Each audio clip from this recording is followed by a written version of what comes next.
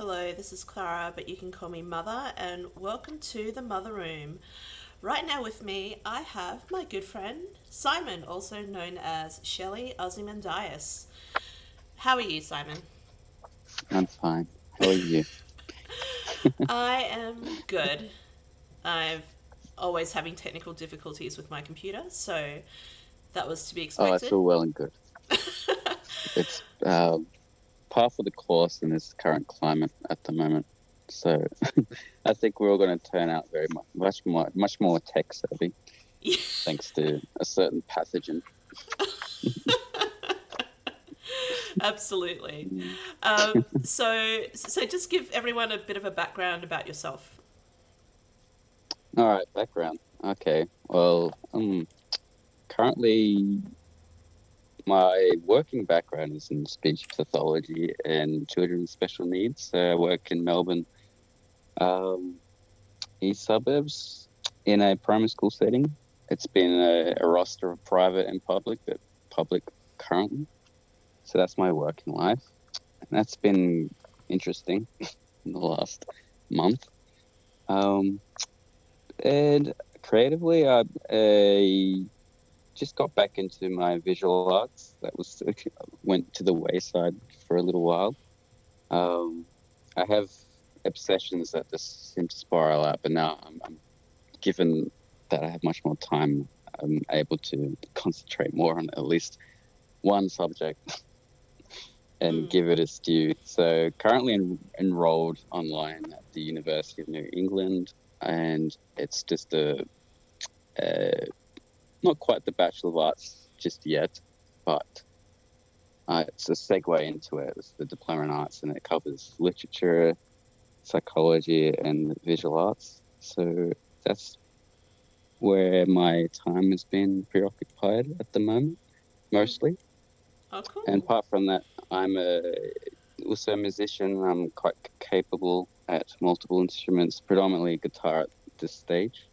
But I'm also working on a classical project with an Irish friend of mine. So we're just currently doing arrangements. It's going to be very Penderecki-esque, Hmm. the very discordant style classical music. So yeah, that's my background. Also, I'm an unabashed sci-fi nerd and alien fanatic. Um, I was introduced to the alien universe when I was probably 8 years old. Aliens was the first film I watched. This was on VHS, and this was during a time where we were only allowed to maybe watch the first half hour of the film. But I just remember being so enthralled by it. That was my introduction to it. So eventually, my brother and I would sneak out and we would watch the entire thing Mm. and be both terrified and entertained all at once. So that was my introduction. And then Alien followed after that. Although unfortunately, when I was introduced to Alien, it was during when I was eating a ham sandwich. It was not a good mix. I have a vivid recollection of when um they're trying to take the facehugger off, and I was just trying to eat. Poor little old me was trying to eat this ham sandwich and just having my appetite completely ruined, Oh, yum. and more than ruined when the film kept going. So yeah. So yeah, I'm following on from that. That's just I guess there's some Freudian interpretation you can make with that. It's oral fixation or something. That seems to be one of the themes that where we will touch on in this conversation. Hopefully, I don't go too um, out of my own depth here. That's all right. It's Yeah. it's all good. So what Mm, what your focus what like you yeah. requested a focus. So we always chat about what you want to talk about, and then I give my Hmm. my 2 cents because Okay. this is my room. But Your mother. yes, that's right. Yeah. You run the ship. I That's can still explode you though. not if I don't Not let you. really. Okay. Yeah. I'll um, just. so what is it about the alien universe and sex that draws you to it? Well, it's something that was obviously when I was younger, I didn't touch on it as much, but obviously there was some very palpable imagery and very explicit that's beyond just the film trying to scare you.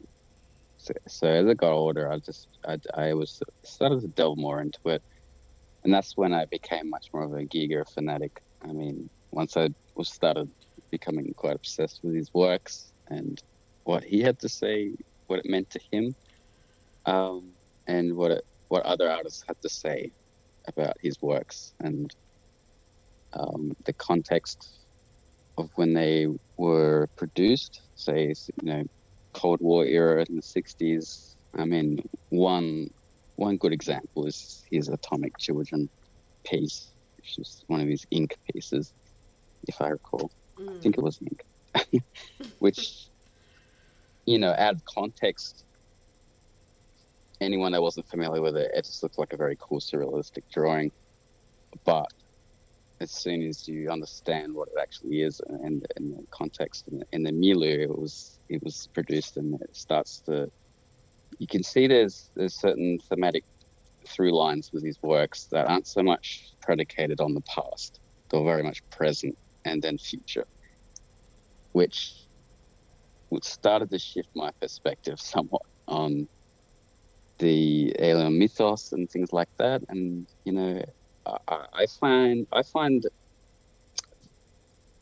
I think people focus on what makes the film scary, which is fine, and not so much on the sexuality that's present in the films. Mm. Um, or often a rebuttal I get when I often delve into these themes is that they're purely subtextual, which I think is nonsense. Especially when you consider certain scenes, especially in the original film, where a certain android has a very interesting way of malfunctioning and using a certain magazine. Yeah. To me, that's not subtextual whatsoever. It's pretty But blatant, that isn't it? And all the it's porn kind on of the blatant wall. rapey. Yeah, so it's kind of it's in your face more often than not. Mm. Um, but I understand why the focus is more so on the mysterious is scary. There's a romance in that. I understand that, but there's also another valid point of view of looking at this and contextualizing it, not so much as rooted in some ancient past, but a biomechanoid future, which is what Giga's visions really were. They were on the horizon, they weren't on the past. Mm. Um, and this is a point I often make, quite often, when I have to defend, say, Covenant and certain choices that were made there in terms of the plot and David. So, yeah, that'll be my intro. For me, I look at the entire package about how they Mm, portray um, sex in the alien universe. For the humans, it's to satisfy a carnal need. yes. We see it Hmm. in, well, not really see it. There's a cut scene in Alien where Ripley was supposed to seek out Dallas to get relief, so to speak. Yes. Yes. I remember the original scripting even had, it was a bit more, it tried to explore somewhat of a relationship between those two, and then it was pretty irrelevant, I guess, Yeah, in terms of the it was mechanics just a of the plot. passing thing. Yeah. But I it's think like pacing wise, it would have been quite clunky. I think Um, when they bring it up in Prometheus, though, when Wayland talks about the messy process of procreation, it mhm, just shows how much advancement the human race has gone through to kind of mhm. abandon that sort of thing. So it's only ever about pleasure and not for a point, not to actually procreate. Because, like, by the time the Yeah. Covenant is out there, they're already like manufacturing embryos. One of Oh, the yes. security team has an embryo in cold storage and a partner. So it's kind of It's like, all ex utero, as I think is the yeah, proper term. that's right. So humanity's somewhat displaced from their Darwinian machinery, so to speak, yet not entirely. Exactly.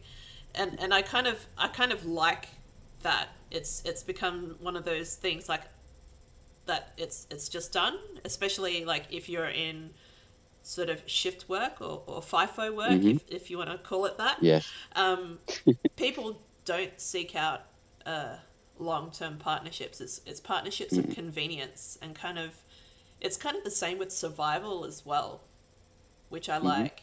Um, you know, people don't choose who they're going to survive with in the alien universe. They kind of it's by by convenience or happen chance that things happen where people are just so Oh fucked yeah. over and they're like, you know what, fuck everyone. I'm going with you because you look like you know what you're doing. Yes, it's much more rooted in the instant gratification, not so much say long term. Which, it is quite forward looking. When you consider Alien 3 had quite a lot of those themes, especially David Fincher had a had all sorts of ideas about um say at the time, there was a whole AIDS issue, Mm.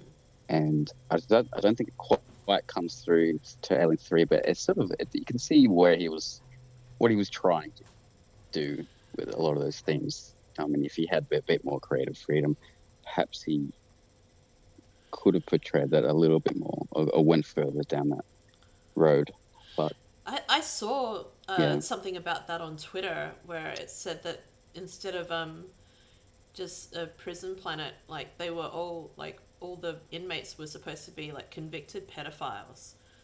okay. And Newt was supposed to be alive, and I was like, wow, Oh my that God, is yeah, like, that wouldn't have been say a good fiscal um choice to make for a mainstream Hollywood blockbuster. yeah, it obviously Would have got been shot gone. to the Yeah, ground, but Fincher is a genius, and I think he'd find a way he would have found a way to. to make it Yeah, challenging and make it work. yes, yes.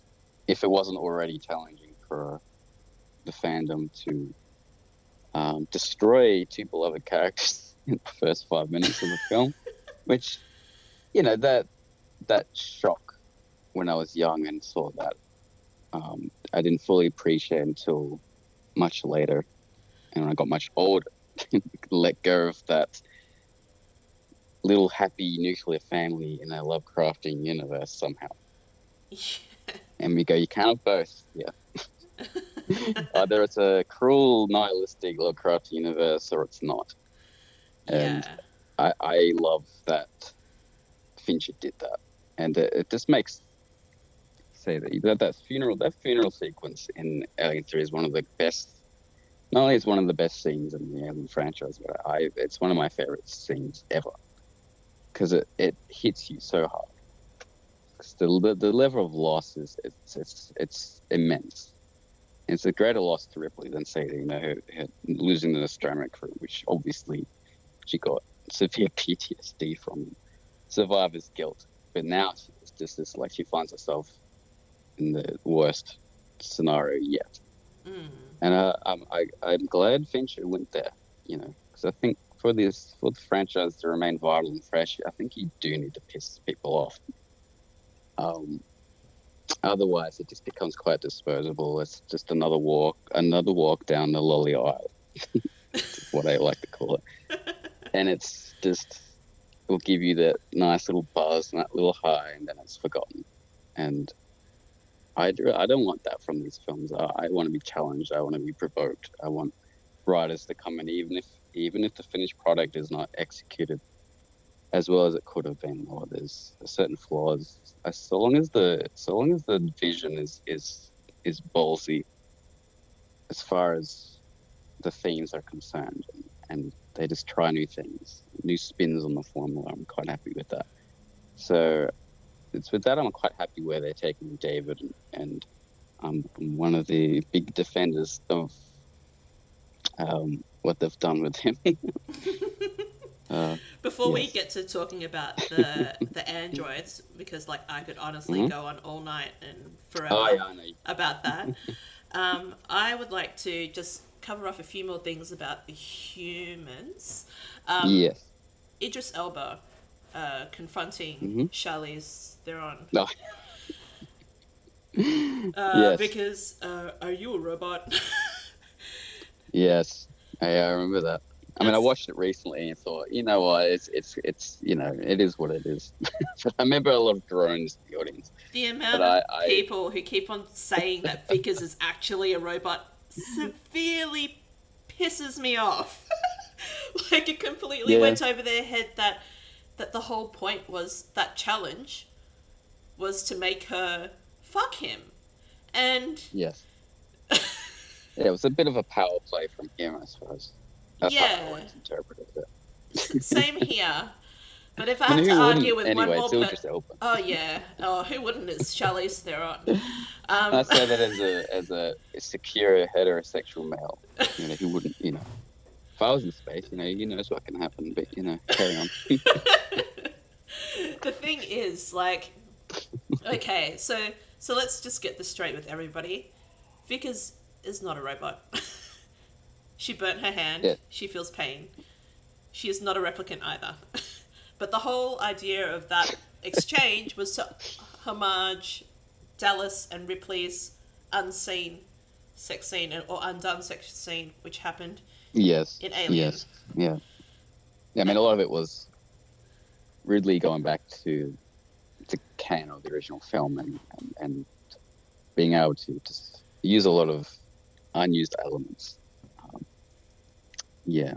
Yeah, Like the temple idea is very much rooted in O'Bannon's original screenplay, which yeah, which they didn't film it. Obviously, it was too expensive. So the breast temple. um, yeah,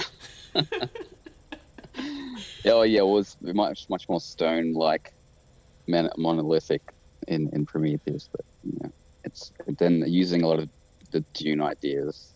It was just a Yeah, nice little visually visually speaking. I think everyone can agree that uh, Prometheus to this day is still quite impressive what they were yeah. able to do visually. Oh, absolutely. I just enjoy it. Like even from the beginning of the movie, um, it's all about creation. And then you've Mm, got like the contrasting arc with Alien Covenant, which is all about destruction, but at the same time, creation of something new. yeah, it's just Like, looking at sort of the double.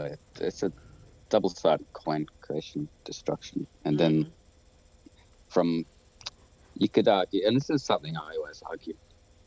Um, People were assuming that's what the engineers were going to do, just by virtue of what David said. They wanted to create something else from the destruction of a certain amount of biomass on Earth, which is how I always interpreted it. To me, it wasn't that ambiguous. I mean, there's the whole temple. It's a mural with a deacon or Nehemoth on it. They mm, obviously didn't worship human beings. Um, mm, so I always saw it as, okay, we were just another test ground for this bioweapon, and we'll never fully understand the motivations why, but it seemed to be okay. What they looked like they worshipped this thing, mm. um, planet cleanser, if you Um, and if you're lords of the galaxy, yeah, why wouldn't you be just be dumping pathogenic weapons on all sorts of terra firma just cause? Well, I mean, that's quite frightening. the way I look at it is when I play computer games, I always want it to be perfect, and as soon as I stuff up something, I start over. Yes. So I Oh, I think mean, I'm totally team engineer. I'd be like, you know what? Wipe it out. I want perfection. yes. Yeah. Uh, but even then, there's still. That's, I enjoyed just how the trial body even evolved. I mean, it's cool. The implication is it was one of Holloway's sperm cells. Mm. Um, which, because when you look at the damn thing, it is quite sperm like. But it's just this tiny little Cthulhu. Well, it was tiny at first. They're quite large later on. So I enjoyed those variations on the creature's life cycle because it kind of just threw you off threw you in a loop as far as the logic was concerned. I think was obviously entirely by design. Mm, Um, because to me, the black goo, the pathogen, it is essentially a shoggoth. It's from the Lovecraft lore. It's just complete tarry chaos.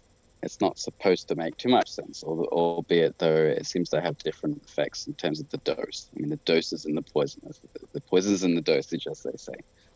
Um, yeah, and the results are always there's the shape language that always seems to occur, or there's a behavioral um, template that seems to follow in terms of aggression. I mean, it's yeah. really not that random. Um, But and that's the it, thing. Like David likes to yeah, boast that he tweaked it. It's like yes. it wasn't so aggressive before, but now it's more aggressive. It's like I don't know. Those neomorphs seem pretty aggressive to me. Well, yeah, when you look at the way the infected fight will behave, and he's quite aggressive, albeit still limited. I mean, it would have been interesting to see how much further he would have evolved before presumably exploding. I think Um, it's not so much its aggressiveness, but he's yeah, gearing it towards a killing machine that can think. And we can yes, obviously see that in Alien, and we don't see that in Alien Covenant. So that's kind of like the next, it's the logical next step for him to try to make them more yeah. Well, intelligent. it just seemed to me, or it seemed to be all the elements that make up the alien just diffused, and the audience was sort of left to ponder how this all comes together somehow. And now we have the answer. I mean, with David, obviously in Mm. Covenant. Spoilers. Um, I mean, like, if you haven't watched it by now, I'm sorry. well, it's too late. Yeah. I mean, Jesus. Um, so, but yeah, I mean, there's, there's another. I did watch Resurrection again recently, and I think again I found even more of an appreciation for that one now, just because it's just so gonzo and so over the top. And being a big Janae fan and Amelie was is one of my favorite films ever. But just appreciating a lot of the black humor in that film and just how over the top it is, the gore and all that. But also the overwhelming erotica in that movie is also something that's not given enough um, attention either. I think anyway. Yeah. So it's not it's not well loved, that film. I mean, for a lot of valid reasons. Like, don't get me wrong. I don't want to be biased towards my love of the erotic and just neglect a lot of the valid issues. But I think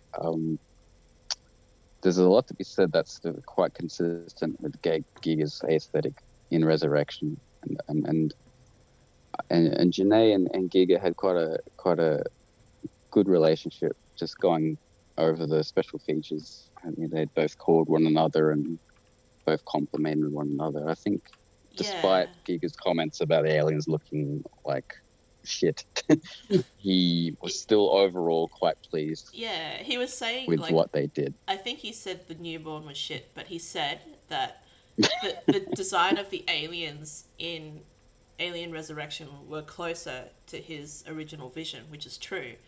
The newborn having Yes. the back of its alien head connected to the back, the Mm-hmm. absence of the tubes protruding, like all of those Mm. sorts of things were all Giga's original design. So it makes sense that he would give him kind of like a backhanded compliment. They look like shit, but my god, they look more like my stuff than ever. Yeah, it was a little bit backhanded, but I think there's a lot to like aesthetically with that film, and just even how it's filmed. Um, I'm just gonna let you know we've got some yeah, comments at the moment. all right. Um, Paul Eric Legace talks about Lambert being both born male and then transitioned Yeah. and then forgotten. Hmm. What's your thought on that? So, I mean, yes, she does project herself somewhat in an androgynous way as far as how she looks. Um, but it's not something that's quite explicit in the movie, really. I mean, that's something you really have to go outside the movie to look at. Like, you know, look scripting and whatnot. So it's not something that really comes through a lot, but there is something to be said about her death scene in particular. Yeah. It just what the hell happened there. I mean, I think it's better left up to imagination exactly what the alien does. Mm. Um, and I mean, it's just probably out of the whole movie, it's probably the scariest moment because you're just hearing it on the static of the monitors on the ship, Yeah. It basically. It's it just is. radio. You're hearing what's going on, but you're not seeing exactly. And then you see the aftermath, and it's just an absolute mess. And going, what the hell did it do? I think Which that's is, kind of like yeah. it's kind of signature for the Alien universe to do that, and we had two sets of that in Covenant with um, Rosenthal being decapitated by the neomorph, and then Oh you've yeah, you've yeah. got That was quite a Shaw, yeah. which That was is but she wasn't like mutilated by the alien, so to speak. She was mutilated by the android. So, yeah, very let's say sexually repressed android. like father, like son. Yeah. Mr. H Reviews says, "Digigrade legs." Yes, the legs were different as well. They were more Yes. That's another criticism. Um, it's not something I mean, look, it's it still has I'm the a alien stickler. figure. I'm a stickler for the original design myself. Don't get me wrong. I mean, but it's the least of my nitpicks when looking at a lot of the later designs. I mean, I can't stand the AVP designs. So it's just like they took the resurrection um, castings, obviously, and then this kind of made them even more cheap looking. But that's a whole another valley that I don't think we don't need to go into AVP. No, let's just leave that one right there in the dark where no one can see it. Yeah, Um, for good. so having covered, like I guess most of what of the sexual symbolism with the alien, you've got the forced rape of most of the men in the Alien Yes. series. Um, Rarely women. I I think it's just making the male audience uncomfortable is something that was quite at that time was quite forward thinking from say O'Bannon and the other executives and Ridley obviously um, just it's just looking at how just there's it's uncomfortable when you look at just the anatomy of the face hugger. It's obviously it's a hybrid of male anatomy, but also female anatomy as well. It's astronomically coincidental to find that. But anyway, I'll go into that later. But for now, Yeah. it's yeah, that's it. Having Kane the first victim, and he's just discovered these very vulviform openings, and but with the ejaculation being quite male, or the face I just springing out. Mm, I mean, that's obviously done for a jump scare purpose as well, but yeah. there's that aspect of okay, there's a hybrid sexuality going there, which is interesting. Um, and it just plays on people's subconscious fears somewhat, um, but yeah, I enjoy that quite a lot, and it just subverted expectations, especially with where Dallas was concerned, and he seemed like the hero of the film, but no, he goes through the vents and he's gone. Mm. So I'd love to just have my mind wiped and watch the movie again because when you go in fresh, and especially it's quite a joy for me Maybe when we you're can sitting go with find a hypnotist and we can go do that together. well, but it's always a joy for me sitting with someone who hasn't seen the film Oh and yeah. they don't know anything, and I won't tell them, I won't spoil anything, and just watching them just in awe of as far as how unpredictable it is when it comes to how it subverts the male hero archetypes and things like that, and um, Yeah, that's a big thing. I think it is. There's been a lot of feminist literature that's looked at that. And Ellen Ripley is a big hero in that regard. And Mm. um, but yeah, but it is interesting how it all starts with the egg, basically. Because even the damn original Alien trailer starts with an egg. It's cracking open. Yeah, I everyone mean, keeps and there's asking which was first, like, you know, the the queen or the egg. Obviously, now oh we've my got the God. answer. Well, it's a pathogen first. Oh, yes. First and foremost. Well, that's where all life came from. Yes, and then it's fungi from yogurt, and then from there on, it's a rapey android's designs. It's pouring all of these sexual neuroses into the sugar. That's should, how I look at it anyway. should And we? it's really not far from Giga's vision, as far as I'm concerned. I think that's what we Especially when should you can. cross into to now, which is like the sexual designs of an android. Now, so many people have a problem with David being Oh, of the course. father of the alien. They Well, fiercely reject it because they want something unknowable, and they say that well, it's still. I think we can have our cake and eat it too in that regard. Because I don't think David fully comprehends it. All he's done is take of a primordial, whatever the hell it is. It's a pathogenic ooze, yeah, Shoggoth basic ooze. God knows where it comes from. I don't think even the engineers fully understand it. They've tried to weld it, they've tried to weaponize it, but it's done them in too. yeah, And they seem to revere this stuff and what it does. But as far as I'm concerned, they stumbled upon it too, but they tried to understand. Now, it takes a synthetic to wield this stuff properly because it doesn't seem to work on um, synthetics. It seems to work on flesh biology, fungi, which are mm. technically not plants, by the way. I've had that argument. Yes. Not to, In my studies of David's drawings, I found that out as well. That yes, they're in their own phylum. So it's but quite it seemed to, interesting. going over Matt Hatton and Dan Hallett's beautiful artwork and just going over the notes, there seemed to be some form of, say, anthrax on Planet 4, which the pathogen interacted with, Mm. which is presumably how you get the fungi growing. Because it just settles on the terra firma. It's rich in elements, oxygen, hydrogen, what have you. And eventually you get this very plague-like fungi popping up everywhere. So in essence, that is the natural. You can say that's like the natural banana in the wild, a wild banana, before it's been say tampered with artificial selection, Yeah. which is where David comes into it.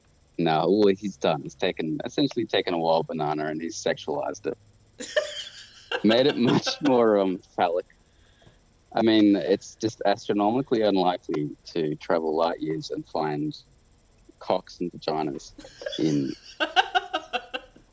these biological organisms that are perfectly pre-adapted for human insemination. And Yeah. anyone that knows anything about pathogenesis knows that hosts and parasites need an established history with one another for it to even have that relationship whatsoever.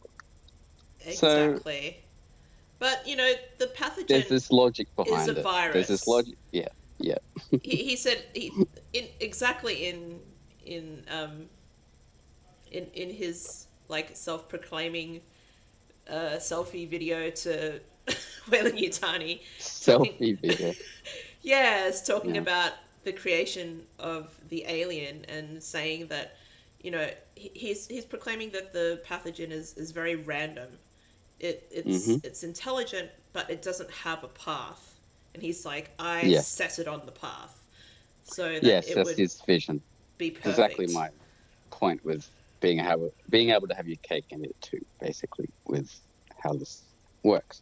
Mm. Which brings me to how when Giga when he was forming his concepts for the egg, initially it started off as a single slit. And it was very labial, and Ridley just exclaimed it was too much like a fanny. So it was too Yes, too vaginal, I think those words would were. prove too offensive to their Catholic audiences. So what he did was, Giga being the cheeky boy he was, um, His ironically, answer was more vaginas. well, two, just to form a cross, um, which he deemed, the Catholics seemed to like looking at that. Which, ironically, that was what was approved, and not the single vaginal slit in the egg. Mm. So the result was a double vulva of the one of the most iconic symbols in humanity, which brings me to another piece of, say, meta text in that regard. Mm. And it makes me wonder, okay, obviously when you go over Matt Hatton's beautiful drawings with Shaw being, would David kind of using a lot of religious iconography in his perverted visions, Mm. which may or may not have happened as far as what he did to it, which is precisely what makes it so interesting. Mm. Um, we know he did a lot to it. We don't know exactly and in what order and things like that. But he did seem to sort of mock her faith a lot, even going as far as Prometheus, Yeah. with his comments about God abandoning her, blah blah blah. So you can see it's quite. There's a certain vindictiveness there that he Mm. has, but a curiosity as well. Um, so just even looking at how the eggs were designed by Giger, and then just treating David as if he's like the stand-in for Giger himself. I find it's may not be what everyone wants out of where the series is going, but I understand. I can see where, say, John Logan and Ridley were going for here. Yeah. As far as if you're going to go there and try and explain this thing, Well, that's the thing. Like, you need to go back to Gig. That's what David did to Shaw, right? He changed her Hmm. into Lee. Um, Yes. and Giger in his Lee period, especially after she had passed away, um, was Hmm. absolutely obsessed with her and obsessed with mourning her, and His way that's of mourning was, but pouring it all to his work. yeah, So, no, and it's another piece of nice metatextual tapestry there, exactly. which I love. But yes, so I love all that. It's just to just stumble upon something that it's too explicitly labial, and the the anatomy, human anatomy mixed with what seems to be a lot of alien biology. So I see the best of both in terms of that. You Mm, just and the whole idea of machine and sexuality transfused and transfigured together is his aesthetic. It was his vision of the future where we were heading, not the ancient past. I mean, we have that movie. It's called Planet of the Vampires. We don't need to see that again. We need, if we're gonna, you know, go back there again. Let's go. Okay, yeah, okay. But it's just this insistence on mystery. I find it's a little wrong-headed, especially if you consider Giga's aesthetic and where he was coming from. yeah. Um, and to make that more textual, even though some have rebutted that it should remain a purely subtextual thing. But as we've discussed, there's a lot of things throughout the alien movies that are pure text when it comes to the sexual violence of the films. Mm, So you know, so that's just how I see it. yeah. I, I mean, I this can all change depending on how Disney approaches the future of this franchise, yeah, and I hope and I've read they the don't Alan Dean ruin it. Foster, the novel, and I find that okay, that's all well and good, but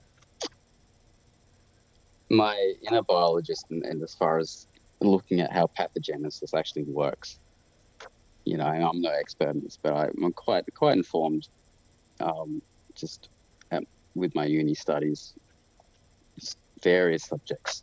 Yeah. I can't seem to pick one, but I remember doing pathogenesis 101 and hosts and parasites and how this actually works. Yeah. And then my inner logic was starting to sort of nip me in the butt a little bit and going, okay, well, wait a minute, maybe Ridley has a point Yeah. with Well, whole AI, perverted AI sexuality influencing the design of this thing. the flagellum of the face hugger being able to go the right distance down the throat into the lungs, or the fact that Well, they pump oxygen into their host. it's I mean, pre-adapted already. yeah, it's It can bypass your immune system. It knows exactly how to maneuver around your immune system somehow. It recognizes your proteins and cells and whatnot. So it's just a little too neat. You yeah. know. There's too many Um, coincidences to be a I mean, coincidence. because well, when you think about it, just even a basic infection, an infection requires binding to a cell surface, right? Mm. And bacteria and viruses, they bind to human cells through proteins, and they have to recognize these proteins, carbohydrates, and these are at first approximation, they're quite arbitrary. Mm. But there's only one kind that exists in human beings, so this alien virus has to recognize it. So there's a pre-established history now. It just didn't need to be David that had done this, but you have to wonder why elephantine alien humanoids would have been so obsessed with human sex anatomy light years away. Yeah, the It especially just like it's like to why? specifically craft a creature Just to a drooling cock. wipe us out.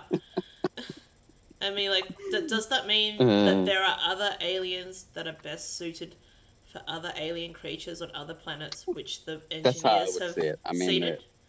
that's the beauty of this thing starting off as a very spore-like, very malleable, very amorphous sugar. This is exactly what it is. This is this tarry biological chaos that is very inventive. Mm. And we've seen what it does when it mixes with human DNA, and you get these very beautiful phallic-looking things. All the more phallic when you get a certain repressed android, um, running the show. But I think that is the implication. Say if it was introduced to another gene pool of species, that you would see a whole new variety of phenotypes and all sorts of forms. Mm. So So we've had another comment on YouTube. Someone saying, this is Paul Eric Legase saying that in Alien 3 and 4 they showed that the alien can not only bind to the human genome but also animals, dogs, dolphins, yes, etc. mammals, Yeah, mammals in the whole general. mammal, the whole mammal genus, basically. But Another thing. it's kind of presented in Alien Covenant that the pathogen only ever interacts with so-called the meat, Yeah. and only kind of forms the moat sacs in the case of the fungi because Hmm. funguses being very otherworldly, they are not part of the animal kingdom. So it makes Hmm. sense that the facehugger would only interact with meat. Well, you made it much more specifically adapted for humanoid faces or any kind of mammal. Anything Yeah. with an orifice. But he could have made it that you could have gone through the ear or some other orifices. But no, he had a specific choice, mouth, which is Mm. awfully convenient. Yeah. And when you see his artworks, and it's his depictions of Shaw with all sorts of tubes going in and out here and there. Well, that's the It's same with just Geiger's work, isn't it? It's all orifices. yeah, he was quite orally fixated, I must say. I mean, he was, regardless of Freud's many failings as far as his theory is concerned, he still very much influenced Giger. I mean, there's all sorts of pieces where he remarked on the Freudian nature of his work, which was regardless of the veracity of Freud's theories. I I mean, the fact that Freud projected onto his patients is clear enough. I mean, it's just because he wanted to fuck his mother doesn't mean that we all do, Mr. Freud. But yeah. he was obviously projecting his own neuroses, and that in itself is the whole point of why you even bother to read him. It's not because okay, 9% of what he wrote was fairly garbage from today's, um, from what we know now in the psychological literature in the neuroscience. But it's still worthwhile to get an insight into how he ticked, which was, you know, probably not what he wanted. It's what seemed to be the case. But even he was like, sometimes a cigar is just a cigar. Not everything has to be, you know, a penis or whatnot. But yeah, but that's, but even it's just, I find the whole idea of an android going mad on a planet in space, but not just mad, but he was built to have all sorts of simulacra of human emotions and things like that, to be as close as possible, but not to die, not to procreate. And you can see after a while of no routine checks and little firmware updates, he would start to spiral, and those simulacra would take a life on its own. He's And to me, definitely. that's a wonderful story. I find that's just, it's not only is it relevant in today's world, which is exactly, if Giga were young and alive today, I would no doubt in my mind would he be fascinated in the whole advent of AI Yeah. and what that means, as he was with machinery. Well, that's what he said, Um, isn't it? The future is biomechanical, and that's the way we're heading. yes. It's very much Um, right well, down his alley. Ernest Fuchs is, the one of the great surrealists, one of the friends, one of Giga's good friends, said he was the archaeologist of the future, which is, it buttresses my points somewhat. He was not looking at the past; he was looking at what was around him. Um, Also channeling a lot of the obviously Cold War fears through his works. Um, but yeah, that was very much his quote verbatim is, "He is the archaeologist of the menacing future. He is the reporter." So that was Ernest Fuchs' quote.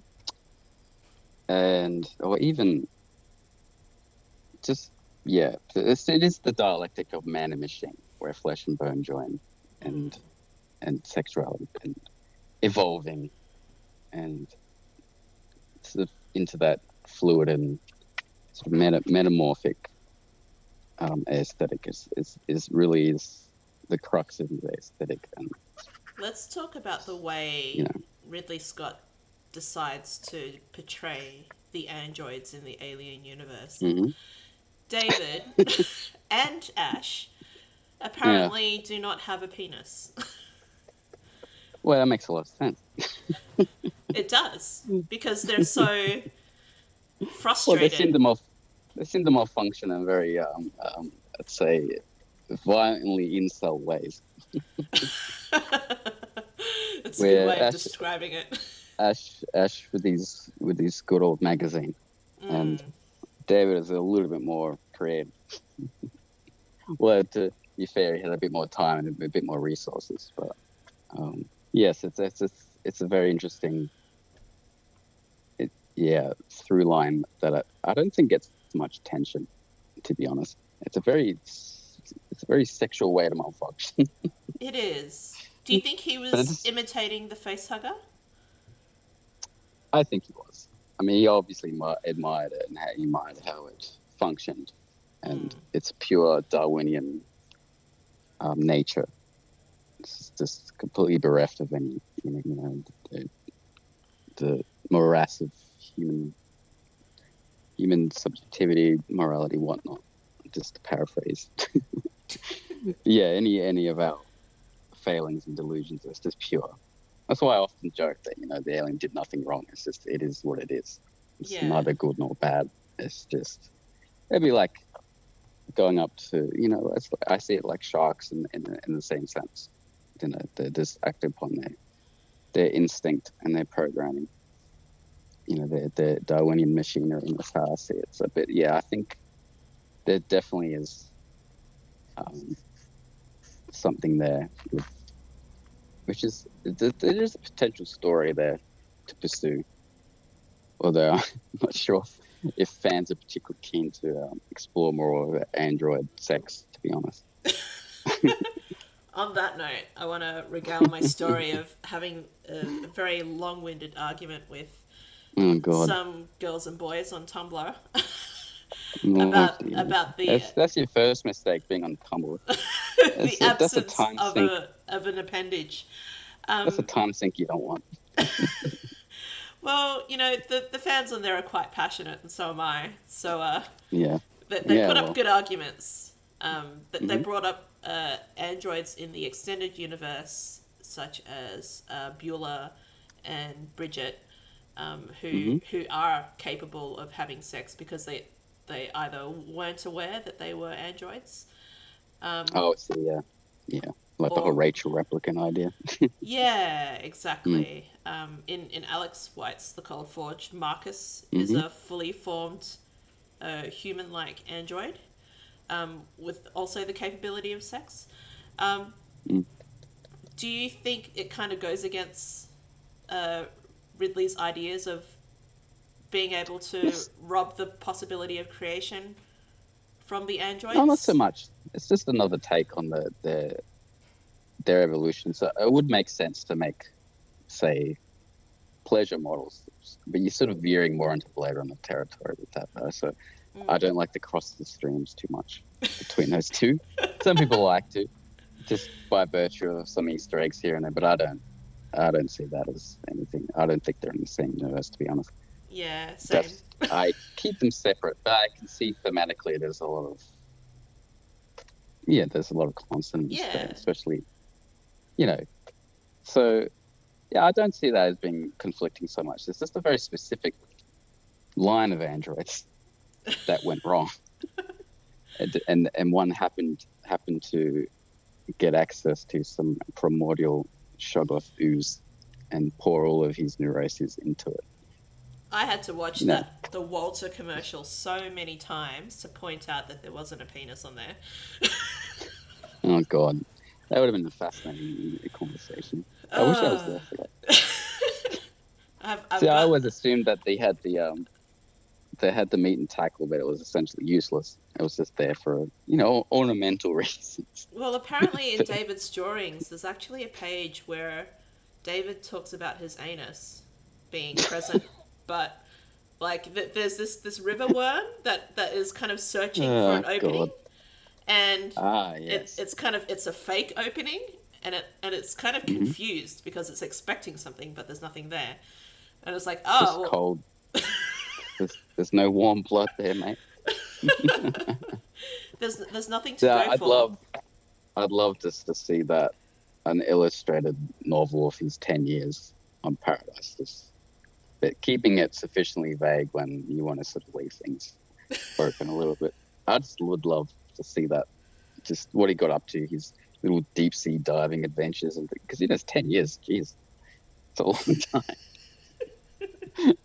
Just him getting those shark purses and things like that, and looking the shape language of the shark purses and how the juggernauts look like, and you can see where the engineers were getting their shape languages from their surroundings and the plants and things like that.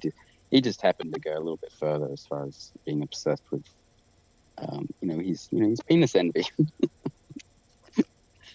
um, and then many have pushed back on this and they go, well, he did try to rape Daniels, and that's very explicit. That's not subtext. Yeah, that forced kiss. It's just Would have it's tried to just how rape it's her with done. something, but not, you know, You know, anything. if he wasn't Probably. reprimanded by Walter, who knows how far that would have gone. So it's not subtext by the time we get to Covenant. It's very I think it's explicit. kind of interesting with that happy accident of that scroll of paper kind of rolling to the floor, and all Hmm. of these images of Shaw being eviscerated and kind of like Oh yeah. manipulated and stuff like that. And that's the porn, that's the roll of paper falling down. I'm like, oh my Well, god. I find it. Oh, the moment. The moment, and it's a classic Hammer horror trope of the Dracula's castle and then finding out progressively all the horrors behind what's going on. But that to me, because even if Covenant's not necessarily the scariest in the franchise in terms of just, when it comes to pure terror. But I found, to me, the most disturbing aspects were when, Daniels finds his drawings. Yeah. And because it makes you imagine, or one run wild about what exactly he did. And just and it's a beautiful homage to Giga, all those drawings.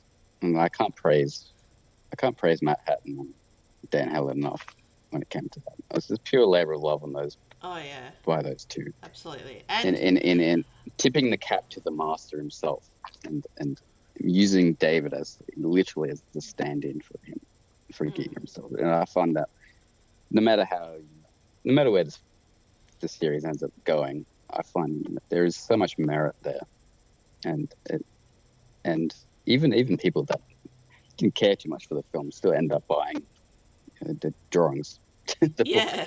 because which it's just, and to me it really is the crux of the film, just what Dave was doing and And David why he was just doing it. loves the aliens so very much. Like lovingly cares for them. Um and in a sense like we kind of see Ash do that too. But Yes, it's there's continuity there as far as yeah. them of both, obviously both very disillusioned with human beings. I mean, fair enough. You only have to look at how idiotic the characters are, which is, I've always said, it's by design. I mean, I read all the Lindelof interviews about why he wrote the characters the way he did, and he's quite blatant that he was concentrating on David more than anything else. And you could argue, okay, so he's quite lazy with how he depicted the human characters. Okay, fine, but that just makes you sympathize more with David, which is what these prequels really are all about. I But mean, I really love watching the dumb characters die. Like Fifield and I enjoy Milburn. it. I don't react in the way some others do it. I see the dark comedy of it. I think Yeah. Milburn's this death is is just my favorite. Like being oh my like god. choked out by that hammer He pea. just he just gets a giant. Just massive deep throat death. um, you know, well done to him. He was what he was doing to all these human morons. I mean, it's no credible scientist would ever have signed up for something like that. Let alone, especially if they knew the premise was on cave scribbles. The dark irony is they just happen to stumble on some brutish humanoids that don't just seem to care about humanity very much. That they want to test their this stuff out, and that was it. And as time went on, I mean, I understood the criticism. Don't get me wrong. It would have been nice to, it would have been great if they were a little bit more credible and had a little bit more prudence. But it wouldn't. To me, it's just it's not as fun. It's not as pulpy, The way I look at and it is yeah, like, especially with Milburn and Firefield's death, is that mm, they are in the Garden of Eden and they have the opportunity to eat from the apple of knowledge, and there's the snake there tempting them with that yes. knowledge, but humans just don't know what the fuck to do with it. And in the end, they do not deserve that knowledge, but David does Well, they're because quite he can cocksure. decipher it. Yeah. Yeah, well, they're quite cocksure, and Melbourne's cocksure in his state of the art suit, you know, inch thick glass. Of course, he's going to bloody play around this thing. It was. Yeah, little does he know it's got bloody acid for blood and things like that. But I just found that quite darkly comedic in how I interpreted it. I mean, yes, you can criticize it for being a slasher trope. Because Firefield's sucking on the wacky tobacco in his respirator, whatnot, which explains why he was just so skittish and got lost. Clearly, you seem clearly pretty out of his mind even before they entered the temple. I mean, it just, to me, the portrayal of the humans as this either pseudoscientists or just this utter morons juxtaposed to this disapproving AI that's ascending to godhood, to me, is the point. I mean, Mm. it's not obviously not going to be for everyone, but I appreciate it at that level. I don't let it get to me too much. I mean, I'm really only focusing on Dave mostly the movies, if that makes sense, and everything else is just is just expendable. I just want to see him. I just want to keep seeing more of him fucking humans up. To be honest, Yeah. Oh, tell me it about seems to it. me that Ridley has got his tongue firmly in his cheek as far as how he's portraying humans in his stories. And you can say it's lazy. You can say it's just that it's contrivances to move the plot. It's like, yeah, no shit. But Oh, but I love it. I it's love it so I, much. I it, David's getting so much lavish when it comes to his writing. That I just lap it up. If I wanted to watch credible scientists, yeah, I read enough science journals. I you know I'm quite happy to watch humanity be put down a peg somewhat, which is why I'm sort of enjoying somewhat of the current situation to some degree. I'm hoping that the COVID situation makes people sort of appreciate things a little bit more. But I'm a bit more pessimistic once it's all over. Yeah, I I hope the think, whole idea of like why are they going down on the planet without a helmet will stop because see how many people are going out without masks. It's a fucking pandemic where people are dying, left disabled or their lungs destroyed, and not there's only people. that, it's a pathogen that's quite familiar with us and has an established history with us. It's not unknown, and yet Exactly. we just seem to be like, oh yeah, whatever, we'll be fine, we'll be right. Yeah. Uh, No, no one's it allowed to just complain about that underscores. anymore. Oh my god! But it's not really. It's not what I get out of the prequels ultimately. Um, it's for me. It's a flaws in all approach. It's the same with how I look at Resurrection and Alien 3. Um, it's just a matter of balancing the pros and cons to these films because I think the only thing that anyone can really agree on is the first two movies. Even then, you'll get some contrarians, especially where Aliens is concerned. But as I said, it's just I enjoy the discourse, and I enjoy when it's objective too. Like it's just there's what I love about all the movies is they got their own spin on everything. Um, spin on the formula, each one of them does. Um, Even if there are a lot of tropes that are still, regurgitated somewhat. Like the third act in Covenant is very much Oh yeah, throwing a bone, that and was definitely that's bone not throwing. yeah, and it's probably the weaker moment of it. But then it comes back around, and David has his Wagnerian triumph, which is got to be one of the darkest endings ever. uh, Not only has he won, he's got thousands of hosts I at don't his think people are disposal. properly scared of that ending. Like, I think because it doesn't quite hit as hard as it could have as far as just the execution. I mean, but it's I still very much enjoy the the so-called pseudo twist. It was never a twist. It was always something that you were anticipating. It was just a matter of when how, was yeah, Daniel's going to find out. or how is it done? So yeah, and how is he going to show his hand? And that was what was I enjoyed with that. But yeah, just the fact that he's got thousands of uh, adult hosts and he's got all those embryos.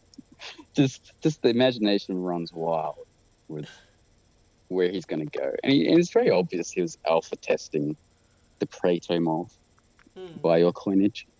Yes. Um, Thank God I managed it's to erase out that stupid name Protomorph. oh god. Well, it did the job for a little while. It's an umbrella term anyway.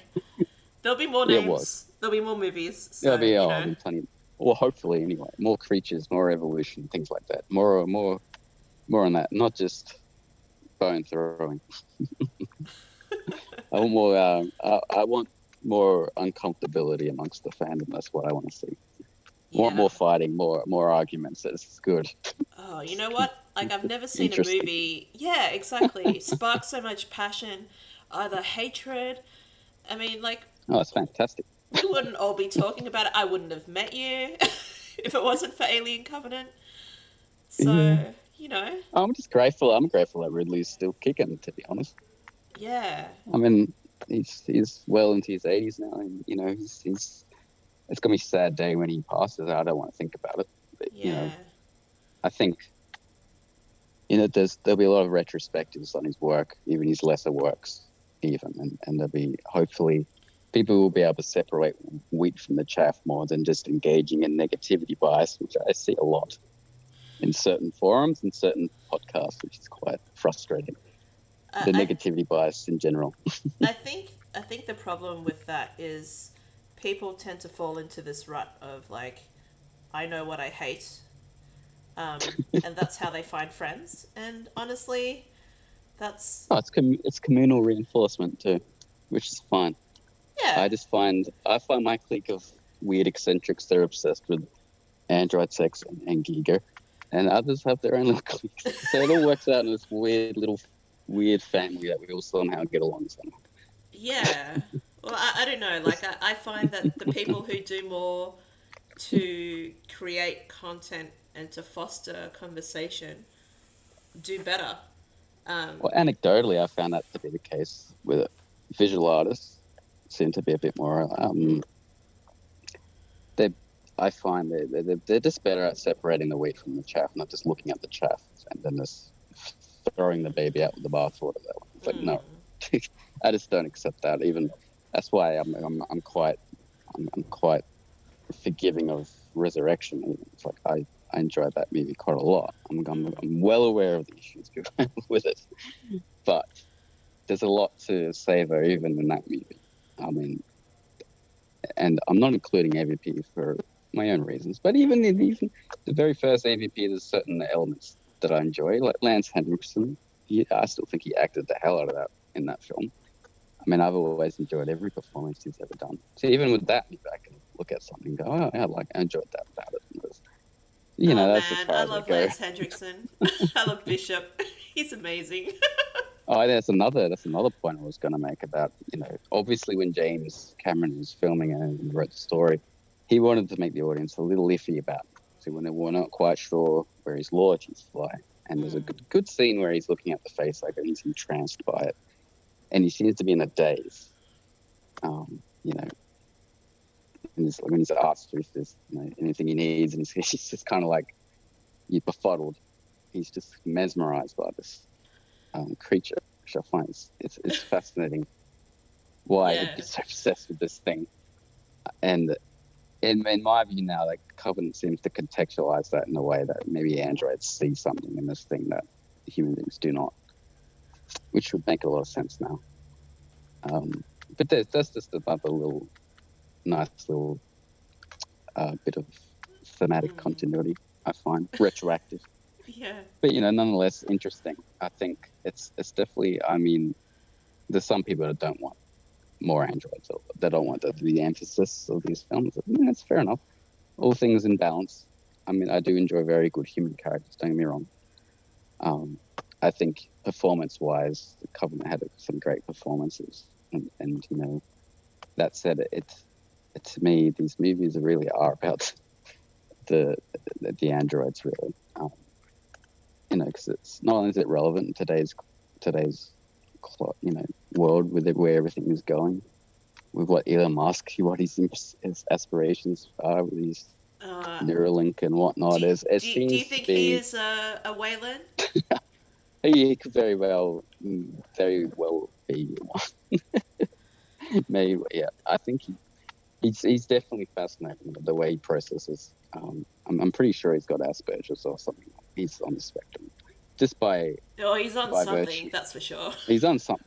Just by virtue of working with children on the spectrum, he does exhibit a lot of the criteria as far as just just how he speaks and just how he said there's this constant explosions going on in his mind all the time about certain ideas and whatnot. Yeah, so I see the franchise heading towards more of the emphasis on the AI and the sexuality. To me, is it's completely consistent with Giga, and it just keeps it in keeping with his transfiguration of machine and sex. Because if you pour all over his artwork, and it's profusely full of the not ancient Lovecraftian old gods, even though he was very much influenced by Lovecraft. Don't get me wrong, but it's just was not the emphasis of his aesthetic wasn't so much mystery. It was where we were heading, Mm. and sort of stripped down to its Darwinian um, machinery. So yeah, there's a lot to say there, and even if the films aren't executed perfectly, to me, it's just there's enough there to chew on. That's to me, it's makes for good discourse. Um, so hopefully they continue this, but I doubt Disney will will delve too far into some of the more perverted, twisted territory that Ridley was seems to be heading towards, which is a bit of a shame. But It you know, is. You there's know, always there's always other media to explore these things, and I, I hope we can push that. I mean, hopefully mm, we'll see. what I would like to discuss is the android kiss in Alien Covenant. Oh, geez. Oh, I Now, love this. I know, right? I As a just as a as a as a secure heterosexual male, it's one of my favorite scenes ever because it's not only is it so well executed, just from a technical point of view, it's that that continuous continuous shot, shot, yeah. not for the entire thing, but it's for a good portion of it, and it's just so utterly weird. And for a mainstream Hollywood film to go there, and for Fassbender just to execute it so wonderfully like that, to me, it's just and to get the wide variety of reactions it did get. To me, that's what I want from art. Like You know, I'm a I big want. watcher of SBS and and I see Japanese where this is going. anime. So I've seen a lot of like same sex kissing. It doesn't register as really anything. Well, Doesn't I'm so used to it. it's very And normal to me. I say this as a secure heterosexual person, but anecdotally, I've seen some people thinly veiled homophobia in a lot of comments on YouTube and other places that I won't name, which is it was quite disappointing to see. And what is it about that two men that kissing that that seems make to rub people. This wasn't even two different men; it was just Fassbender on Fassbender. It's autoerotic, which makes it more awesome. what do you And think it's sort of is so confronting about that people are so bothered by because it is still they in the human population it's still very a minority um, orientation, mm, but it's no excuse anymore. Um, but that there's no controlling for that. I just enjoyed the wide variety of reactions. Either if it was just laughter or nervous laughter, people just being weirded out and going, "What the hell are you doing, Ridley? on my third Where are you watch of taking?" Covenant, there was this guy who visibly like kind of like shifted down in his seat much more, like he was hiding. I don't Yes. know whether it's because he expected the jump scare that came directly after the kiss, or whether he was so disturbed by what he had Oh, I love seen. how it's the erotica that is disturbing people now, not so much the visceral scares of the creature itself, which which just completely underscores my point that the David on water, I should say, action Mm. is one of the most Giger-esque moments in the franchise, just for that purely for the weird sexuality of it. And David is so up himself that of course he'd kiss himself. yeah, exactly. There's so much to chew on there from the when you're looking at the narcissism of it. He sees himself as this visionary, but he's quite pathetic in his own way, Mm. and he's he's quite envious of like he apes Rembrandt and all sorts of and Da Vinci and all throughout his drawings. So there's an aspect where he does there's a degree where he admires humans insofar that they've been creative. But other than that, he's quite he despises us as a species, which is he has his reasons, quite valid. Yeah. Um, but I very much enjoy his misanthropic um, rantings, should we say, A lot of when people he's don't ranting like to the it when wall. he waxes lyrical and starts quoting um, Oh, Byron what and other android Shelley does and that? stuff like that. Oh, Oh well, there's a way to look at it and just pass it off as being pretentious and whatnot. But I know for a fact John Logan is a very gifted screenwriter. And he's he's a he's a playwright. So um, I was just loving all of that. I mean, and I know it hits you over the head with it. It's just that dialogue, or some of that dialogue was just so to it was refreshing to hear in this series, to be honest. Um, because we've had the usual space trucker banter. We've had all of that, and you've had all the quips of the colonial marines. You've had the God. You even had a lot of the dialogue with Alien 3, which is just it's just coarse, um, it's like but something you'd also hear down quite at the hilarious. pub. Yeah. Yeah, it's very laddish, if we say. And then Resurrection was quite there's oh my God, it's just very comical. It's completely pulpy. So it was just it was just it was nice to hear. I mean, because I'm a massive literature fan. Just I love Shelley's works. I love Mary Shelley. Um, I'm all over that. I love Byron. I'm quite a big hero of those um, figures. So Mm. for me, it was a treat to hear a lot of that. And not to mention the whole Ozymandias, that whole poem just sums up the entire prequels Yeah. quite succinctly. And the irony of David quoting it and not recognizing that it pertains to him just as much as the engineers and everyone else is just makes it even more juicy. Because Mm. he'll, even if you don't see it, he'll have his downfall at some point. Oh yeah. Um, because it's inevitable. What goes up must come down at some point. I'm looking Um, forward to that. I hope he gets gutted by a queen. yeah, I would not. I have my own ideas about where he'll end up, and I don't think it's something I'd like to. I'd like to see him sort of become immortalized, but not in the form he's currently in. Because I think I he'd hope you're quite. not a fan of the David jockey because I'm gonna have to unfriend Oh you. hell no, no. That's something I consider. Like, nah, that's too easy, too neat. Yeah. Although there was one idea I had about him being a piece of him being in Ash. So his programming makes there's a bit of continuity there. But that's still too neat too. But that's a little better than the whole jockey idea.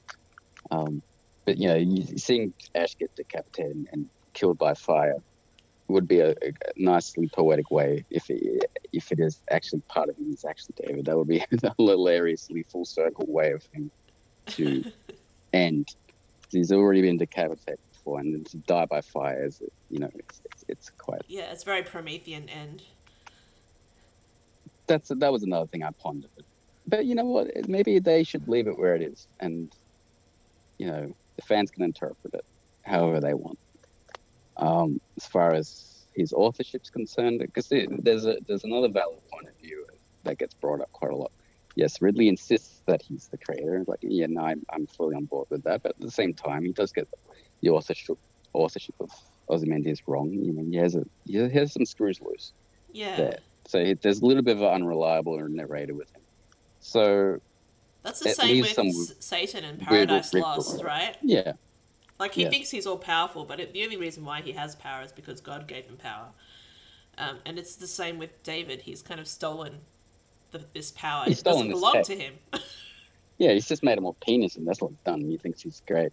He says like all you've done is just mix some human anatomy and this stuff, and it's very exquisitely. But yeah, as I said, like he's taken the wild banana and made it more adapted Yeah, made the to affecting seeds human beings. smaller and made it more Yeah, palatable.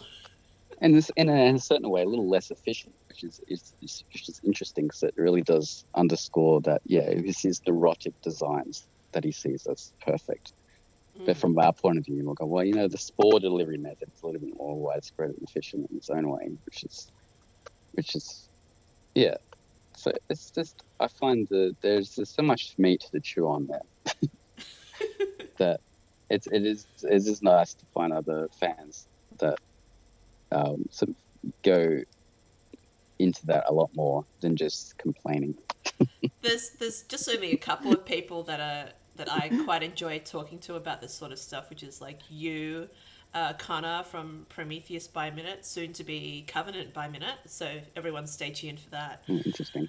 Um, yeah, and my good friend Gray Malkin, she's talked to me a lot about David and the way his life parallels with Lawrence of Arabia, his idol. Oh yes. Oh yeah, there's Oh yes. there's a Yeah. whole It's Peter another O'Toole. yeah, there's a whole nother He went through topic his Peter there O'Toole phase. He's with like a teen. That was his teen period of just fanboying over Peter O'Toole. yeah, his idolization of Lawrence of Arabia, and it's not even like the accurate historical Lawrence. This is like the No, movie time Lawrence. idealized myth. Yeah, this is sort of a mythologized version, which is interesting. Um, that's another it's a hard topic. Because like there was a lot of thought that perhaps the actual real Lawrence of Arabia was gay. He's kind of said that he Yes, was raped when yes. he was captured, and they had tortured There's him. some ambiguity there as far as his sexuality is concerned, and how he expresses himself gender wise. So yeah, Yeah. even just there's a lot to chew on. Do you But think even the that fact that David's choice of hero, because he mm, obviously can't hero idolize Waylon because he despises him? well, he's got his daddy issues are pretty blatant, but it's just the way they've materialized is what's interesting. I mean, I always have this issue when people just wave something away. It's I just got daddy issues. It's like, oh, yeah, but I think everyone does, and it's to me, it's a cop out from investigating that whole psychological issue further. Do you think When with people just hand wave it, do you oh, think it's with the he's just a absence robot with daddy issues. yeah, do you think that with the absence of a mother that he wants to create or so to speak have Yes. children? Well, that's when he says the Billy Crudup. It's like, what are they waiting for? And he says mother, and people got confused by that and they're like, what the hell? He's being very playful with his wording. But it is exactly what they're waiting for. They're waiting for a womb. It just happens to be, an entire human host. But yes, I always thought that was something there too. Yeah, and who knows what. There's a lot that I think about that transpired between him and Shaw. I mean, obviously she would have rejected his advances. In the script Mm, for the prologue before it was cut and made into the crossing, um, they yes, did play with the idea that they had a scene where David would be spooning Shaw in the engineer's yeah. sarcophagus. You know, they've grown closer together. Are they sleeping together? Are they not? Who knows? Like that's kind of like the way they worded it. And I'm like, oh yeah, they're I think definitely it's playing to the fangirls there. That would I have think it's cut more people a that lot she more. had Stockholm syndrome by that point with him. That's another Um, interesting thing that yeah. Stockholm syndrome in actual fact does not exist, or like its creation of the syndrome itself was a way for a man to kind of explain away the Oh sort of yes, yeah. trauma Read that um, literature. It's that, just that interesting. that woman went through. Mm. I'll link it in the comments later because I can't Hmm. remember the exact details of I it. we touched on that during one of our units for psychology, which was it was that was interesting. Yeah. Um, yeah, it's a whole another topic. But yeah, just as far as the broad stroke was concerned, like that's something that would be interesting to explore. The 10 years. Well, she obviously didn't live that long. It would have been interesting to No. find out just how long she did Well, in one before version he. of the script, she was still alive and running around trying to help Oh the crew yeah, of the running Covenant. around. But then in the prologue, uh, before it was cut to the crossing, David just, once they arrived to the planet, he didn't need Shaw anymore and he just snapped her neck. Um, Oh yeah, I remember reading that was brutal. yeah. But, like, how the hell did he make the alien eggs if she was dead? Or are they made of dead flesh? It's interesting. Oh, it's probably a dead over, probably. It's Yeah. how they were able to work in the first place. If the pathogen does something to them. reactivate, albeit in a very perverse way. Well, yeah, they've demonstrated it in Prometheus with the exploding engineer head. Um, Hmm. although Yes, that's probably there not is exactly how it would happen. some degree of reanimation that going on, which is something Matt had touched on when he was just when he was sort of going over the vagaries of the drawings about what he did, what he didn't do, how much is fantasy, what's not. And as I love all of that. That's just all of that to me was probably my favorite part of this whole thing. Just exactly what he did or didn't do, and what, Mm. his perverse dreams that he was having. Um, and it's for an AI, it's a very interesting arc to have, and it's a little bit more outside the box than the usual tropes of AI against humanity. But he has very specific hang-ups, Mm. you know, not just to wipe us out. Just he's got very he's yeah he's a cut above your usual AI fare as far as I'm concerned. And it'd be great if they would continue it, I think. And we'll see what happens. I hope they do, because I will be so. I'll be but quite disappointed. But hopefully if that's the case, film or TV wise, if they go in another direction, I hope there's other media options. Well, Um, I enjoy the books, and what I really mm, appreciate is that there is not that level of censorship in oh no, in the oh novels or the comics in some senses, because like they are able to get to a point of where they will go full ball, you know, really graphic uh, mutilation and death and destruction and sex and so on. So yeah, at least we'll have the books. oh yeah, we can go. You can have a lot of fun with that. And in many ways, that has its own advantages as far as imagination is concerned. Um, Mm. just already, just how it ends, um, my imagination runs wild. Um, Maybe we'll never see David ever again. It just makes you wonder where he went. And, yeah, so it's yeah, we'll see. It's certainly interesting. Yeah. Just because Ridley he's back in television. At the moment, I know he's filming that. Oh, it's Adam Driver film with it's Matt Damon's in it as well. That's what he's doing at the moment. I mean, the Oh, paused okay. filming on it. What's it called? The Last Duel. That's it.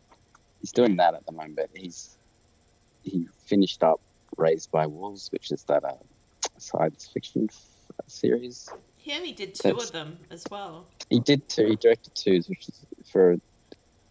is his directorial debut for a TV series, which is Yeah. quite exciting actually. But then still to have him on board for even as producer and things like that. So I'm looking forward to that, and I think a lot of what he was mulling over with Covenant and whatnot, I think he'll get to explore at least spiritually with this show. Mm. So that's something, Yeah. and I hope they go into these juicy subjects because it's just interesting. Like it's there's just so much garbage out there. I just want something to talk about. I mean, I enjoy Westworld. I've been this season anyway. That's been quite good. Have you watched But even Devs? Devs is really good. Devs was excellent. That was excellent. Like that's not I, going to be for everyone. That was I'm because very it's hit and quite. miss with Alex Garland because I did not Yes, like he's. Annihilation. Like I just I enjoyed elements of Annihilation. I think visually there was a lot of great it ideas. was very pretty, but it was garbage. pretty pretty big garbage. Just like the Lolly Isle in Coles or Safeway, where Yeah. it's pretty but not good for you at all. Mm. Um, but yeah, Devs was I thought was that was excellent. I thought, yeah, there's a lot to yeah. I think If the you've ever subject of AI, watched I think Serial Experiments Lane, is what reminds me of Devs. uh, I haven't seen that one. Yeah. So, The digital worlds within worlds within worlds. oh yes, yeah, yeah. Oh, it's just cool hearing the many worlds theory, Everett's theory, and all that stuff. At least giving some given some passing in the dialogue. That was cool. My inner Mm. geek kind of. exploded at that. Yeah, But ditto. yeah, I enjoyed Devs quite a lot. It was one of the better ones I've seen recently. Um, Yeah. but yeah, but no, nothing quite as perverse as I would like it to be. But maybe that's just me. Yeah. Is there anything else Okay. that we haven't managed to cover yet in our hour and a half of Uh, streaming that you'd like to share with everyone? hmm, no. Let's see. Um, hmm, Checking over your God, notes? oh, not so much notes. uh, hmm. There was this certain, this a Giga interview I found interesting. Oh, yeah. Um, he, okay, maybe I'll have to sift through it. That's Oh, okay. wait a minute. Oh, it's one of his works that he did in 1965. Oh, yeah. Um, so this was still when he's in the School of Arts and Crafts. This is his third year. Hmm. So this was his ink drawing period. So often A4 format and whatnot. But yeah, he did quite a dozen works of this. And he called it a feast for the psychiatrist. Mm. This is what he specifically titled this portfolio, and it was self-published. And this portfolio he dealt especially with Freud and his dream interpretations. Mm. And it, during the 60s, Giga he kept a diary of his dreams often, and in that diary he had his ink drawings as well as his notes that was just scrawled everywhere, um, which were partially made up of slightly altered dream visions that he had. Um, so yeah, I thought that was just a very interesting period, which is it's perfectly in keeping with David and his perverted dreams that he has and things like that. I thought I'd bring that up. Mm. Nice piece of context that just goes to show that the writers aren't idiots. They did give some thought into all of this. Um, but yeah, that's just an unabashed Giga fan with um, all sorts of perverted thoughts. I think. I mean, well, I think Giga also he always talked about being plagued by nightmares. oh, all the time. I mean, yeah, yeah. That's how he dealt with it. That's how he sublimated his It all ended up on anxieties with paper. what he saw. Mm. Yes, not to mention how he coped with Lee's suicide as well. So, um, yeah, there's a lot to go into that, and it's yeah, um, that's why I was quite surprised when Covenant homaged Lee with what happened to Shaw, and I thought, God, that like they actually went there. I didn't think I was. I mean, I had no spoilers prior to the movie, so I know some people were spoiled about Shaw's fate, but when I watched it, I had no idea Yeah. Well, how neither she did was going I. to I'd end. only seen The Crossing and I was like so looking forward to seeing her. Yeah, we sure were, weren't we? Like, it was, and then as soon as I saw that, I said, "Oh, that's Lee. That's Yeah. Giga's Lee right there. Yeah. Slightly altered, but that was just for me. My inner Giga just completely was just screaming. Other people were completely mortified. I remember some audience members were just in complete Yeah. shock. Just like, Props to Odd it's Studio. Like, well done, guys. You really thoroughly fucked with my mind. unbelievable, absolutely. The geniuses of Studio, just their craftsmanship was just excellent. Um, you know, especially with the neomorph sculpt, just that head bust. It's just that's just a work of art that Yeah. I love that quite the enjoyed. Neomorph's mouth looks like an anus. Yeah, I love that too. It seems to be just another. It's So, very Giga, along with the vagina snake and everything else. yeah, but there's more subtext, I guess, because it's naturally occurring. But then, sometimes a cigar really is just a cigar. Looks like a butt, but when David when he means something to look like a dick, I think he meant it. Oh yeah, totally. I kind of find it really funny. I think I said this to Connor, but the fact that Milburn is the one to reach out and touch the vagina snake, and it's like those two guys probably have never seen a vagina in their life. I wouldn't. Yeah. Well, they seem to be bottom of the barrel as far as scientists are concerned, which is completely the point. I mean, Well, Wayland is he's a Meredith. dying old Well, patriarch yeah, Meredith clamoring for more life. wanted to botch the mission, so she's not going to go out and get the best scientists possible. She's going to get the worst. Yeah, But I well, they enjoyed their didn't. deaths all the same. Yeah, well, I mean, there's this degree of absurdity you just have to just take on board, warts and all. I think, but yeah, I think that would do for now.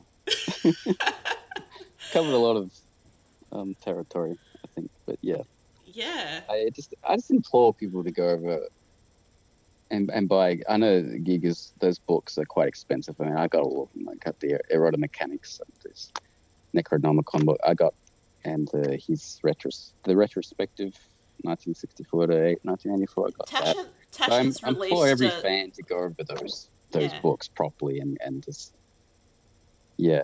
Taschen's It's just released a reprint of their book, and it's oh only yes, about $40. It's a soft cover and it's small, but it's got all the good ones in there. yeah. It's got a nice overview of just his works and his career. So yeah, I just implore everyone just to go over those with a fine tooth comb and and then see how that intersects where John Logan and everyone else what they were going for as far as David's concerned. Yeah. Give Covenant a chance. Yeah. God. Yeah. Well, I mean, it does have a cult following. I found that. I mean, people were adamant to get that book published.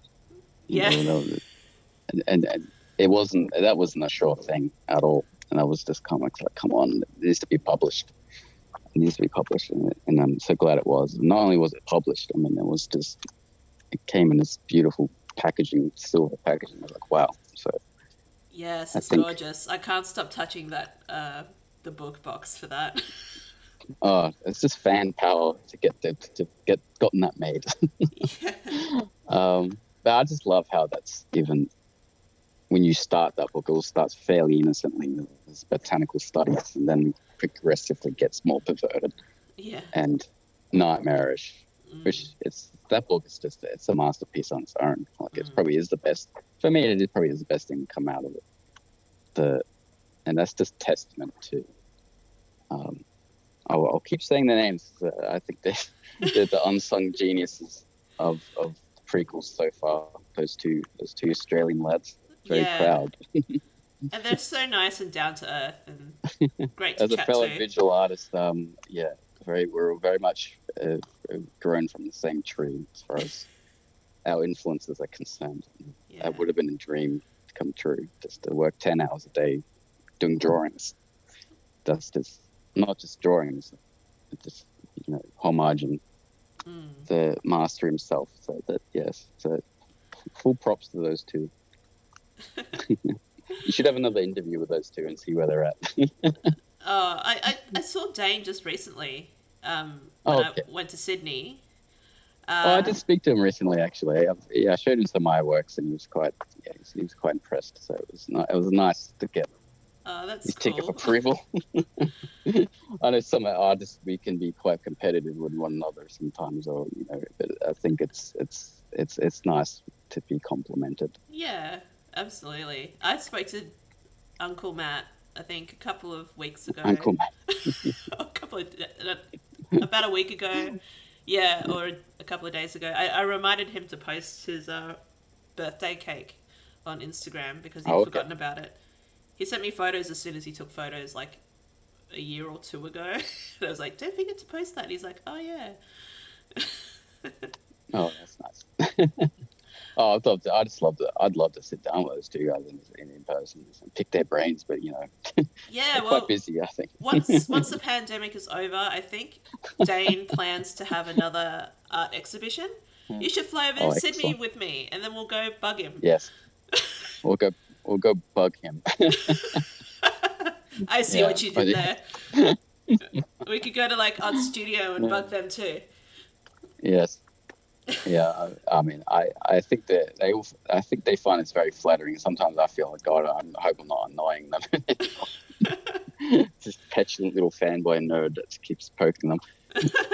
But I think they're pretty damn grateful for these obsessive nerds clamoring at their door. Yeah, absolutely. And they've always been so polite and kind to any fans they've met in person. So I've only ever heard Hmm. good things, and they've only ever always been good to me. Yes. No, that's good. You got to keep the love going, Yeah, flowing. I will. So I just want to make sure we've covered everything that you'd like to cover for at least this time. As far as because I'm being completely unscripted, so, which is probably the way to go. I don't, Oh, it is I don't want to be, absolutely. I don't want to be too snobbish and too this that. It's just okay. This is my point of view, Yeah. and that's just how I see Well, thank you where it everyone is. who's bothered to listen for this long. We love and appreciate it. Mm, It's been God. 1 hour and 43 minutes. But I would like to close our discussion with one of T.E. Lawrence's quotes, which I Mm, think is quite apt for Alien Covenant and the way that Geiger regales about his nightmares and his work. Giga. Giga, I always It's a do this. pet peeve of mine is that I've mispronunciation, but heard that's no someone big deal. call it Giga. Like, Oh what? God. Ooh. Well, I always go to people like you don't say gigabyte when you're running out of gigabyte. It's not it's gigabyte, it's Oh, GIG. that's true. I'm going to have to change the way I say it. But I'm going to anyway, a rock gig. But anyway, the quote by T.E. Lawrence reads All men dream, but not equally. Those who dream by night in the dusty recesses of their minds wake in the day to find that it was vanity. But the dreamers of the day are dangerous men, for they may act on their dreams with open eyes to make them possible. And uh, let's David never sleeps, so he's always got his eyes open. All right. yeah, Walter doesn't dream at all. He has daydreams, daymares. Yeah. I don't dream at all. So creepy. What Farewell, I Walter. could, You and your yeah, flute in your neck. yeah, another phallic object right through them. Yeah, Yeah. Well, like, I'm surprised that we managed to go this entire conversation without saying, you blow, I do the fingering. oh, yeah, well, that was too obvious. It Uh, is. that was low hanging fruit, but And it was Hamlet, that's which, a lot of people didn't pick yes, up.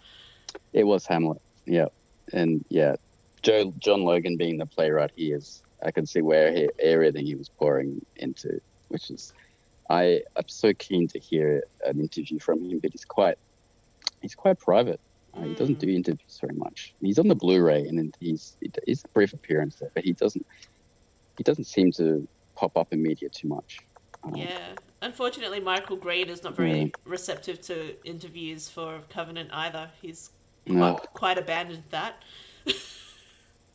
well, he is on Twitter a lot, He is, and we know how Twitter can be like. and I'm on him a So lot on Twitter.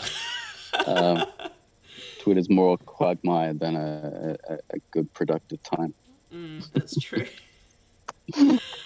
All right. Thank you for All chatting right. with me, Simon. For those who want to Uh-huh. stalk him, you could try, Oh but he's got a God. private account.